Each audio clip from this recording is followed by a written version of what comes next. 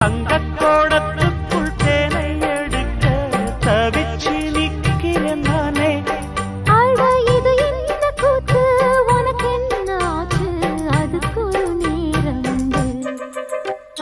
தாழம்பூச்சல மானே என் மேல தாகத்தை சொல்லுதடி, தொட்டுக் கொள்ளும் வேகத்தை சொல்லுதடி.